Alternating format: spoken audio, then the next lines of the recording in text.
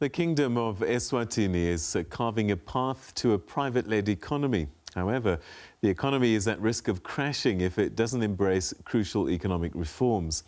For a while now, the kingdom has been struggling to attract investment, but the COVID-19 pandemic seems to have presented the opportunity that it needs to restructure the local economy. That's why late last year, Eswatini unveiled an economic recovery plan to get it out of the woods. Now, the Kingdom of Eswatini is expecting big things from its ambitious post-COVID-19 economic recovery plan. Managers of this small landlocked monarchy in southern Africa are hopeful that the plan will jolt the economy into a much stronger one after the pandemic, but compared to its neighbours in the region. The post-COVID-19 economic recovery plan released by officials details its focus on 8 sectors of the Eswatini economy, amongst which are business, agriculture, tourism and environment, mining, but also energy and water. But 8 months after the recovery plan was drafted, Eswatini's economy has yet to feel the effects of the stimulus. Well, to tell us more about Eswatini's plan to recovery and what is being done to restructure the economy, I caught up with the country's Minister of Commerce, Industry and Trade, Senator Manqoba Khumalo. Minister, perhaps we can start with what is the current situation in your country. One reads reports that Eswatini is on the brink if things are not done and done urgently. Peter, the situation has improved in the last 2 years. I think the economy in 2018 and at the start of 2019 was in a more precarious position than we find ourselves in spite of COVID-19. However, we haven't grown at the rates that we had anticipated because of COVID-19. Actually, what happened is at the start of COVID-19, we had estimated our economy to shrink by 6.7% by the end of 2020. But because of a robust, private sector-led economic recovery strategy that we already started implementing last year, our economy has only shrunk by 2.4%, which is not great, but better than most in the region. Yeah, so much better than South Africa. I mean, we shrunk by 7%, so 2% for Eswatini is pretty good. So this recovery plan then, I mean, you set up a strategic roadmap 2019. COVID-19 definitely disrupted that for not just Eswatini, but the region, the continent and the world. Where are you now in terms of that plan? Is it trying to work the plan some more, or have you had to start again and come up with a new roadmap? We've had to distill the plan, for lack of a better word, and look at what's feasible, what's practical, what's doable. So our post-COVID-19 economic recovery strategy is really a skinny version of the big strategic roadmap. But within that, we then said, can we focus on pragmatic approaches that will look at the private sector for the most part? Because one of the problems that we've realized in the country, Peter, is government has grown to be, an ever-increasing absorber of the people that are looking for employment, whether it's in government itself or in state-owned enterprises, because of our inability as a country in the past to generate more private sector jobs. We then tended to add jobs and positions in government and state-owned enterprises, but we realized, about 2 years ago that had reached unsustainable levels. We then said, can we talk to the private sector? We got together our Investment Promotion Authority, we got together our SME sector, we got together our Chamber of Commerce called Business Eswatini, and we said, what projects are in your pipeline that you would love government to incentivize, government to enable, barriers that you've been told before wouldn't allow you to implement that project, that if implemented with government enablement over the next 18 to 12 months, you could implement without government funding. And we were surprised we got about 30 billion rand worth of projects that we are now chasing one by one through a team called the delivery units that I lead, that is literally looking at saying, what are the barriers for each project? And I think that has been part of our relative success story in terms of how much COVID-19 has hit us, but it has also allowed us to really focus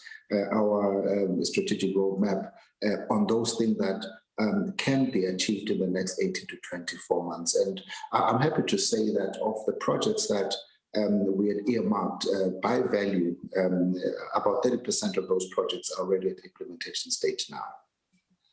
What sort of projects are you looking at? If I remember correctly, I think Eswatini's strengths are tourism, culture, and I think you're a big sugar producer as well. What else then is on the offing? The project that we're looking at mainly are in the renewable energy space. You will know that Eswatini is not yet energy independent. So we've got a very significant project, upwards of 2 billion rand, that we are in the process of implementing. We are also focusing very much on the retail space because there's a huge amount of an informal economy in Eswatini for a variety of reasons, and we realized that there's a dire need for Emaswati to spend more of their money in Eswatini. So we are trying to bring back the expenditure that happens in Maputo, in Nelspruit, in Ermelo, in Johannesburg to Eswatini by providing the retail solutions in Eswatini. And we've got projects in that space, again, of upwards of 3 billion in Malangeni, or rand, because our Lilangeni is at par with the rand at this stage.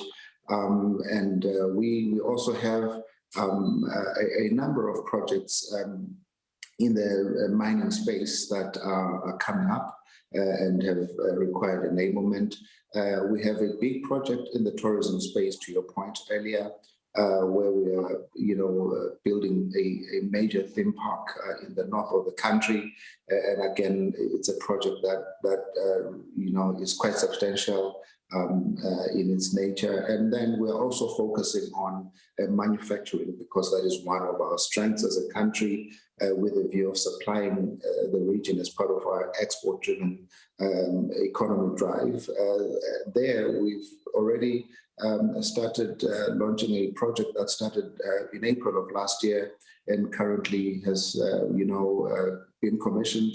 And this project was, in total over 500 million in Malangeni, where we got one of the renowned companies in the world, Kellogg's, to set up in Eswatini. So there's a few more such stories in the pipeline. It gives us a lot of hope. And I think you gave me a bit of a clue for the next question, because given your small population base, your economy really needs to be built on exports, doesn't it? Without a doubt. I mean, anything less, that doesn't make a hell of a lot of sense. So we have been quite intentional about that, Peter. We've been quite, precise in terms of positioning Eswatini as a private sector-led, export-driven economy. So we are literally looking to leverage the advent of the AfCFTA to make Eswatini a launch pad for businesses that are looking to service the Southern African market and even the African market at large. And that we are doing by improving on our ease of doing business, looking at, what are the things that, cause investors, local, regional, and, overseas investors from making the leap of faith and saying we can set up in Eswatini. And the more such success stories that we get, the more we know that by word of mouth and by getting out there, talking to people through our investment promotion authority, through our tourism authority. We are going to win. We have a very, very, optimistic view of the country's future. How do you incentivize the private sector? Because you keep talking about private sector investments, but what are you doing to make it sweeter for them, to sweeten the deal? I mean, are there special trade zones, tax incentives? What's in it for them? Thank you, Peter. Great question. We have special economic zones that are earmarked for certain sectors of the economy that are looking to export outside of the SACU market. And we are seeing a very significant uptake of that offering. It's relatively new. The Special Economic Zone Act was only passed in 2018, and we are still implementing it, but we're already seeing a huge amount of appetite for that. Secondly, we have tax incentives, incentives related to setting up, where if you're importing equipment for setup, those duties are waived, and other such incentives. And we have certain tax regimes for manufacturing industries for a defined period of time, and we are able to tailor make some of the incentives depending on the nature of the investment. We are also offering factory hubs and factory shells in our industrial parks that will enable at a concessional rental fee investors that may not want or are not able to spend a lot of time on brick and mortar, and we're making that available. We are number one in Africa when it comes to export trading across borders in the ease of doing business indicator. So we make it very stress-free for people that are doing business here to export either through the Maputo harbor or the Durban harbor, or where it makes sense by air all the way to or Tambo, because we're a landlocked country, but we have invested quite heavily to make sure that you don't feel the stress of being across the border when you're doing business in Eswatini. We have also a very literate workforce, 89% literacy. Very, very productive, highly productive, extremely trainable. Somebody once said it's the water in Eswatini. The people here are really smart. So that is also a very, very natural advantage that we offer companies that are looking to set up in Eswatini. So one of the things that Africa has struggled with over time, we have an abundance of natural resources, but we export them in their raw form. And I wonder what the story is with sugar, because that's one of your strengths. Are you going up the chain of manufacturing, of producing goods with the sugar beyond just the raw material? This is an area that coincidentally is part of our core strategy. We are looking for tertiary beneficiation of our sugar industry. Right now, what we've only done is ethanol, but again, we're not, doing, tertiary beneficiation of that either. So the good news is we are, through our sugar association and government, there's a strong collaboration there that is looking to set up a sugar industrial park that's going to look at exactly what you've just highlighted, Peter. What are the products that we should be doing? Because, we are entering into a territory with some of the countries that we sell to where they are always looking for what's most ideal for them. And it puts our sugar export industry at some level of risk. And whilst we are, doing everything we can to secure and sustain those markets, we realize that really the end game for us is how quickly do we beneficiate sugar. And so that's an excellent question, because again, we are finding ourselves having to accelerate those plans. But the Minister of Finance, the Minister of Economic Planning, and myself are always talking about how quickly can we enable that and set up that park. And the plans are at an advanced stage, Peter. But we are not there yet. It is one of our aspirations. The Africa Continental Free Trade Area, that's being seen as a game changer for the continent. Is Eswatini fully on board? It was launched earlier this year. Are you signed up? Are you fully on board? And what are you hoping it will do for Eswatini's economy? We are definitely leading from the front when it comes to the AFCFTA. We were one of the first countries to ratify that agreement. And you may recall that when Ghana was announced as the host for the Secretariat, Eswatini was also in the running. So we were bitten to it by Ghana. But that has kept us very close to the action. So we have our finger on the pulse on that. One of the main things that we are doing right now is we are accelerating our digital commerce platforms, because we realize that the way that we're going to win with AFCFTA is using robust e-commerce platforms. And I'm very happy to say we have, as a country, signed up with one of the companies that has been seconded by the AU to be an e-commerce platform to accelerate the rollout of the AFCFTA. And that in itself is testament to the fact that His Majesty's government is very committed to that.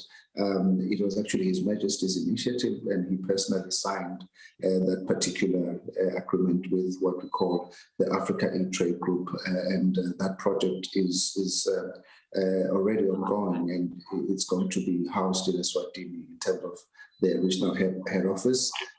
It's going to connect SMEs more. That's the thing that I like the most with market opportunities in Africa, and then provide end-to-end solutions in terms of capacitation and access to finance, so that the African market, which is currently, I think, utilized at only about 15-16%, can grow. But Eswatini would have a front row seat, in my view, when it comes to leading that change.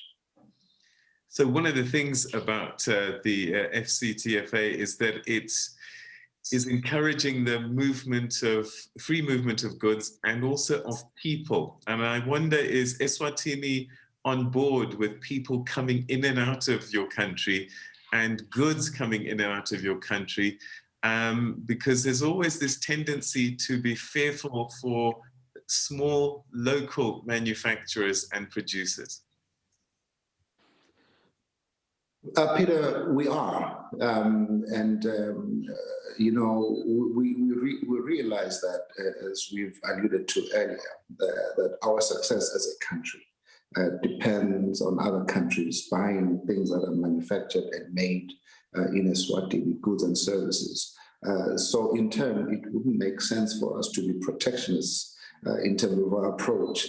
We need a lot of skills in Eswatini. We need a lot of expertise. We need a lot of capital to flow into the country. So we have structured, our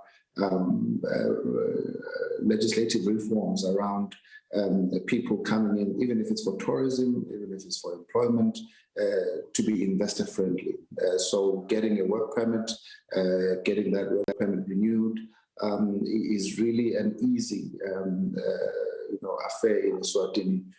I do know that it can never be perfect. You go to whatever country, it's never a perfect science, and we are working through our own issues. But relative to what I've seen in other jurisdictions, in my pre-political life, Eswatini's regime is one of the best, and we see that because of the number of people that end up being in Eswatini. We are also looking, though, to ensure that our small and medium enterprises, particularly the women and the youth, are not left behind as the wave of the AfCFTA starts gaining momentum. So we are looking through the AE Trade Group and through other initiatives to capacitate SMEs to partner with, learn from, and leverage off what the foreign direct investors are doing in the kingdom. You speak a lot about exports and growing trade. The reality is, at the moment, you're very intertwined with South Africa. 70% of your imports and 65% of your exports, one country. I suppose this is something that has to change. It's good because it's working, but it would be even better if that proportion was reduced, wouldn't you say? I would. I think having such levels of dependency on one country for imports and exports cannot be, healthy for any economy. However, I'm very, very cognizant of the fact that it's a journey. So as we travel that journey, we have to be, careful so that we are not doing what I would call a zero-sum game, where we are, biting off our nose to spite our faces by straining relationships, trade relationships between the two countries. So I don't see that as something we can solve by reducing what we are exporting to South Africa or what we are importing from South Africa, but rather by increasing production in Eswatini and looking for more markets, so that even if it's a reduction, it's a reduction that is a result of us growing our markets, and we've got a lot of trade agreements that we are not taking full advantage of as a country, like your AGOA trade agreement, your European partnership, economic partnership agreement with the EU. There's an economic cooperation agreement with Taiwan, and a few others that should be low-hanging fruit for us, but for reasons related to lack of capital in Eswatini, which we are solving, and lack of capacity with local producers that we're solving, has landed us in a situation where we do the easy thing. We just go across the border and sell whatever you need to sell, and then stop thinking about the bigger market in the world. Very, very, acutely aware of this challenge, Peter, but these are one of the things we're working on consistently. I think near the beginning of this conversation, you talked about the need to invite the private sector to the party, because a lot of expenditure was being run through government and creating jobs and so on and so forth. I suppose what it also points to is a greater need for fiscal discipline. And is that something that is urgent on your table? Peter, fiscal discipline has been, I think, one of our weakest points as a system and as a government. We have spent incredible amount of time on that as a cabinet, an incredible amount of time on that. So we have a very, again, I'd say, a dual list of things that we've seen, that should help us get to the right levels of fiscal discipline. And one of them is project management. The amount of money that we bleed through, poor project management is incredible for a small economy. And we are doing very, I would say, breakthrough things to try and curb that. And one of those is we have made a decision to only issue out what we call lump sum contracts for contractors, where the contractor has to take the risk of any variations, especially if it's a variation that is not as a result of government changing its scope. We've looked at travel. Travel is a big part of where we've been bleeding. We've also looked at government payroll. I think we have a structure now where we are over time reducing the size of government. We are also looking at harmonizing and optimizing our public enterprises. Because again, for whatever thing that needs to be done, we set up a parastatal. We both know what happens when you do that. So we are working very hard to really curb that, optimize that, pull them together where it makes sense, have one leadership, and provide services from a central area. And we believe that it's a long-term strategy, but it's already starting to bear fruit. And one of the things that is an example of that is the fact that about 2 years ago we had very unhealthy levels of reserves, but right now we're sitting with extremely healthy levels of reserves, and our balance of trade has improved quite, remarkably. And we also inherited about 2.5 years ago what we called arrears. These were unpaid invoices that were upward of 6 billion rand or 6 billion in Malangeni, and we've whittled that down to less than 1 billion in 2 years. And we have a system now where the way money is managed is very sleek, and we pay things on time because we have what we now call a balanced budget. So nobody starts a project or commits anything before they know that they have the budget, so that when the service is delivered, when the good is delivered, payment is made. And we believe strongly that fiscal discipline, is one of the cornerstones to a successful government. So a tightening of the belt right across the board. Some might say the king needs to be one of the ones leading from the front. He's been criticized far and wide about his lavish lifestyle, buying fancy cars. And with a country that doesn't have much, I suppose the royal budget also needs to be cut. I think there's been a huge amount of disproportionate assigning of blame to our monarchy, in my considered view, for the simple reason that he also exists in his private capacity, and some of the decisions that he makes and some of the expenditure that he makes are not funded by government, and that I'm saying with full authority because it is true. So some of the examples that people make, including the one you just made, was never funded by government. It's a 400-year-old monarchy, and a very, very strong, line of succession, and with that goes with a very, very strong line of inheritance.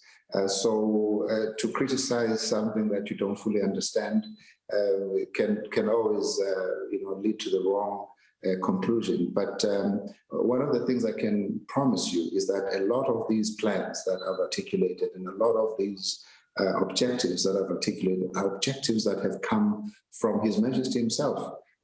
He has been very clear that the success criteria for this cabinet has been economic revival, has been curbing expenditure. He has said he wants to understand why projects don't get finished on time and why they take 3-4 times the amount of budget that they do. And whenever you come to him, with a proposal to curb that, to change that, he's the #1 supporter. So there is a bit of a disconnect then when you get that level of pushback against him and his role. I think as a percentage of the budget, what the royal household spends is not very different from whatever percentage you'd find in any country for what they budget for their leadership. All right. Do you know how much that is, or is that something for the finance minister? That's something for the finance minister. I have a feeling you'd say that. Oh, sure. But perhaps one final area, because again, I think it would not be fair for me not to ask. The political environment often is as an indicator for people wanting to invest. And there's been accusations that the democratic space is not as free as it could be, that people who speak out against government, against the king, either get arrested, get persecuted in some form. What are you doing to address this? Because we've spoken to journalists on this channel who've told us because they've been critical of the king, they found themselves arrested, even tortured sometimes. These kinds of stories don't help with your investment story. Peter, I've heard those stories typically from foreign media. However, when you drill down to specifics, it is quite disappointing to note that the veracity of those stories is not there, because we live in a country that is run by a constitution, and enshrined in that constitution is the freedom of speech, the freedom of association, and the freedom of the press as well. I don't know when last you've picked up a Swazi newspaper and you've read what they have to say, whether it's His Majesty or government or any given day. Just take up one of the dailies and just read. You will get a very clear sense that journalists here are free to write whatever they observe. We though make a very clear distinction as a country, like any other country, that you are free to write what you want, but you're not free to make up your own facts. And nobody is. And we then, reserve the right to put and set the record straight. And that is not through arresting any journalist or anything like that. I know that there has been cases in the past where journalists have been arrested, and I don't want to diminish that. But we've learned from those lessons. But in the current dispensation, there could be situations where somebody's claiming that, but they have other legal issues that they are trying to, address using their journalistic or reporter, frame, so that they look like victims. But the reality, though, is, if you're a journalist, qualified, accredited, and you're critical of government. And I'll give you an example. Just two Sundays ago, one of the dailies had as a leading caption there that the government is trying to build royal villas, and these royal villas were criticized for what it's worth, and the fact that we can't afford them, and it hasn't followed a due process, etc. And it generated robust debate in the country, etc. But because we are a free country, we're not going to be saying, "Oh, why did you write this particular piece?" The acting prime minister responded to it, put it in perspective, and was able to, acknowledge areas where we might not have followed due process. But there was not, any backlash against the journalists, and there will never be. But I don't believe any freedom is absolute in its existence, because if you're free to write what you want, I also hold my right to defend the truth as I know it. And sometimes when that happens, people then, misrepresent that to say we don't have freedoms, but we do. I take exception to that, and that's one of the reasons that, as a government, we've taken, a step to say, let's get out there, state our own story, because we've allowed people to tell our story, and they tell our story to suit their own motives. And sometimes when they speak about the Eswatini that they portray, we can barely relate to what they're talking about.